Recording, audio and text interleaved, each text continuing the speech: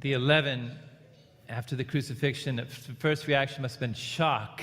How could this happen? He was supposed to be the one. How could this happen to him?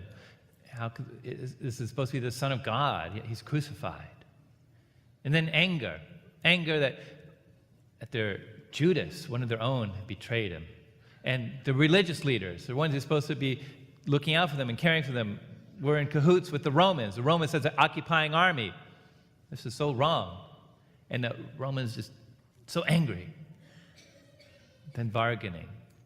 Well, maybe if they try harder next time or find the right person next time, it'll go better. Depression. Why bother? Those who have it are going to have more, and those who have less are going to have even less. That's just the way of the world. Why bother? Just go home. Go back. And acceptance. Well, we always have fishing. We can go on our lives and just make the most of it as we can. Hope things get better somehow.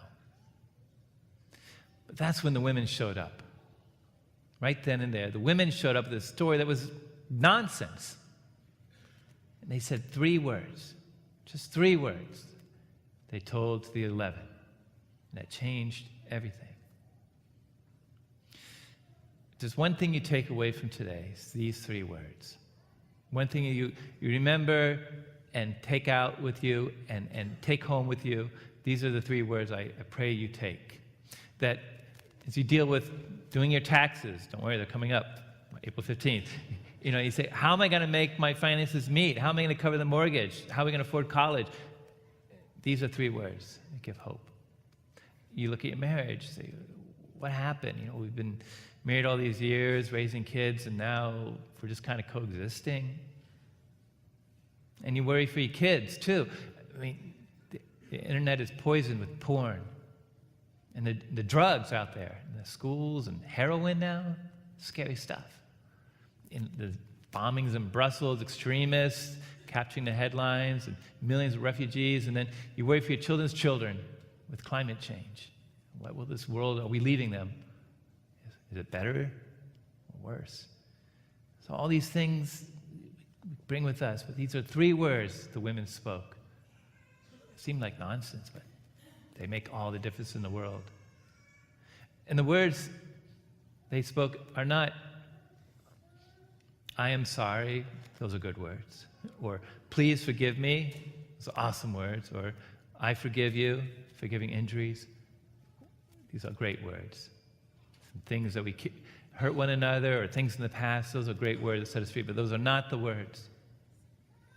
Or even, I love you. Can we say it enough? No. Those are great words. Or God is love. Absolutely true. But these are the 3 words that change everything. And the 3 words are simply this. Christ is risen. Christ is risen. 3 words change everything.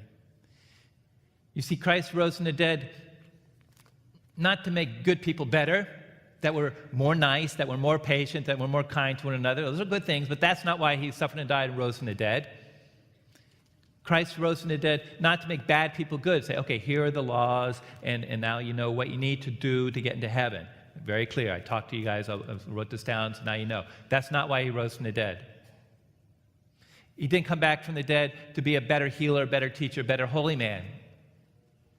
He was those things when he walked on the earth, but there was more when he rose from the dead. So Christ rose from the dead to make dead people live. Dead people here and now to live.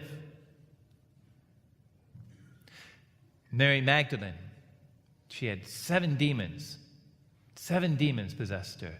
Mary Magdalene, tradition says she's a prostitute, but we don't know about that, but definitely 7 demons. And Jesus freed her from the 7 demons, cast them out, set her free. And she followed him. She just didn't say, thanks very much, bye-bye, but no, she followed him. She wanted more. She followed him in Galilee. She followed him to Jerusalem. She followed him to the crucifixion on the cross. She was at his feet when all the men took off. She stayed there with him. And she followed him to the tomb and saw them stone close the tomb where he was dead and buried. And then at the tomb, she was there when it was empty. the stone rolled away, so that she can go back and tell the others, Christ is risen. He is risen to make dead people live. Christ himself said, I came that you might have joy, and my joy might be yours. I came that you might have life in abundance.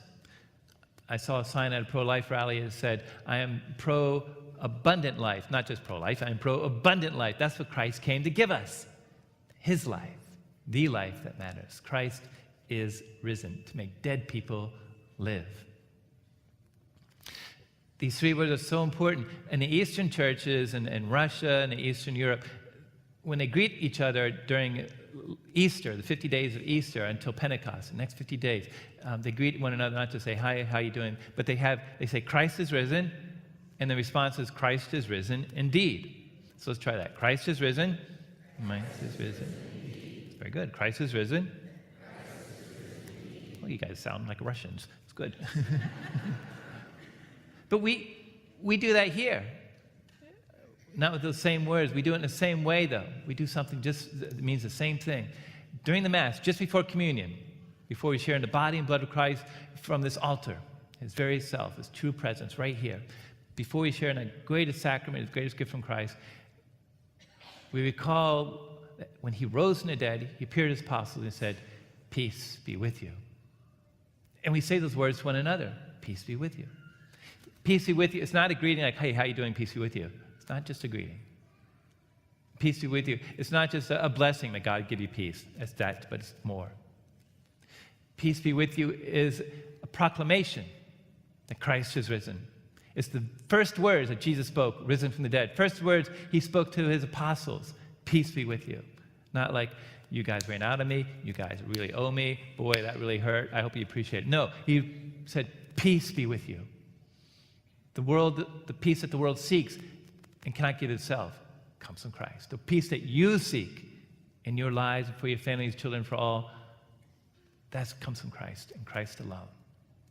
And it's the peace he won from the grave. That's why he is risen. It's what we say to one another every time, just before communion.